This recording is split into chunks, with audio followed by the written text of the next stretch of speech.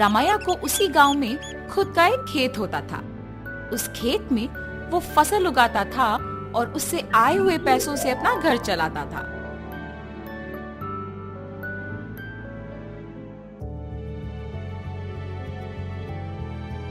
हमेशा की तरह इस साल भी फसल तो मैंने उगा दिया। अब गर्मी की मौसम शुरू होने वाली है, जल्द ही तरबूज के बीज डालने पड़ेंगे। ऐसे सोचकर तरबूज के बीज लेके अपने खेत की ओर जाता है। अरे रे, मैं तो भूल ही गया कि इस साल गांव में पानी नहीं है। मुझे अपने खेती के लिए पानी कहीं से भी लाना होगा, वरना इस साल मैं अपना घर नहीं चला पाऊंगा। ऐसे अपने आप में सोचते हुए दुखी होता है। इतने में उसके पड़ोसी खेत का मालिक विश्वनाथ रामैया को देख उसके पास आता है। अरे रामैया, इतना क्या सोच रहे हो कि मेरा आना भी देखा नहीं तुमने? विश्वनाथ, तुम्हें तो पता है कि मैं हर साल चावल के फसल के बाद तरबूज उगाता हूँ, मगर इस साल गांव में पानी ना होने के कारण मैं तरबूज नहीं उगा सकता हूँ। मैं अपना घर कैसे चलाऊंगा? क्या तुम पानी के बारे में इतना सोच रहे हो? उसमें क्या है, इस सारे गांव में सिर्फ मेरे ही खेत में तो मोटर है। मेरे मोटर का उपयोग करके तुम हमेशा की तरह अपने खेत में तरबूज उगाओ। मैं तुम्हारा एहसान कभी नहीं भूल सकता हूँ। ऐसे कहकर उसके खेत में मौजूद मोटर के सहायता से पानी का उपयोग करके तरबूज उगाता है। कुछ ही महीनों में उसके खेत में तरबूज अच्छे उगते देख बहुत खुश होता है। हर साल से ज्यादा तो इस साल तरबूज उगे हैं, इनको बेचूंगा तो बहुत सारे पैसे मिलेंगे। ऐसे सोचकर सारे तरबूजों को बेचने दुकान जाता है। वहाँ दुकानदार तरबूजों को लेके पैसे देता है। ये सब उसी दुकान के पास मौजूद विश्वनाथ देखता है। रामैया को तरबूज के फसल उगा के बहुत सारे पैसे मिले हैं। मेरे पानी देने के वजह से ही ये उसके लिए मुमकिन हुआ है, इसीलिए आए हुए पैसों में आधा हिस्सा मुझे मिलना चाहिए। इसके बारे में मुझे रामैया से पूछना होगा। रामैया, मेरे पानी देने के वजह से ही तो तुम इतने तरबूजों को उगा सके हो। हाँ, आपने सच ही कहा है। उस दिन आपने अगर पानी नहीं दिया होता तो आज मेरे हाथों में पैसे नहीं होते। अगर मैं तुम्हें पानी नहीं देता तो तुम्हारे पास आज पैसे नहीं होते ना। मतलब तुम्हारे हाथ में जो पैसे हैं उसमें आधा हिस्सा मुझे मिलना चाहिए ना। ठीक है जी, आपको सिर्फ इन पैसों में आधा हिस्सा चाहिए ना। लीजिए, आप ही की वजह से तो ये मेरे पास आए हैं। ऐसे खुशी से पैसे देता है। मैंने सोचा कि तुम पैसे नहीं दोगे, लेकिन तुमने मेरा एहसान वाकई चुका दिया।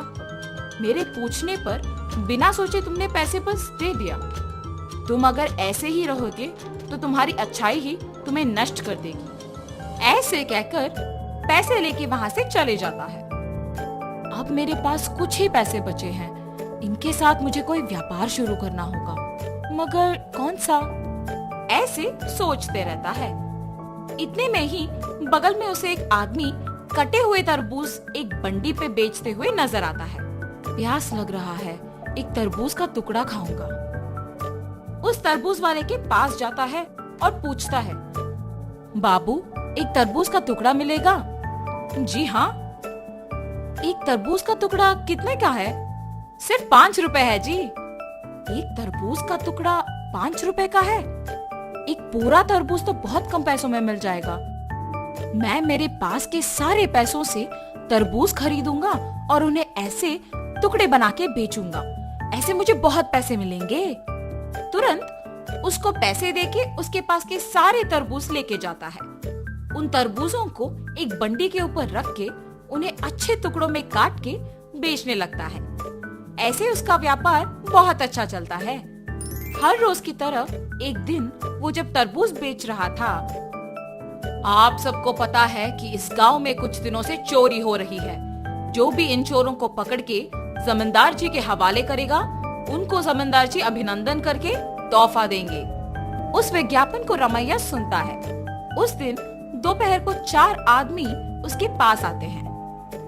बाबू, हमें 4 तरबूज के टुकड़े दो ना। बाबू, आपको इस गांव में मैं कभी नहीं देखा। गांव में नए आए हो क्या? हाँ जी।